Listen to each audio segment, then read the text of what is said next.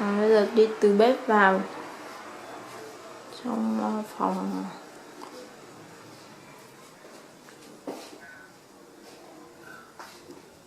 Đây là phòng của con này, nhưng mà tí hãng vào. Bây giờ vào xem phòng vệ sinh. Đây là phòng tắm.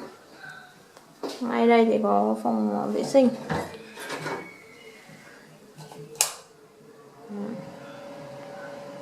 Phòng vệ sinh thì bé con này đủ một người ngồi đây, đựng đồ linh tinh với là xong. Bên này thì là phòng tắm khá rộng rãi.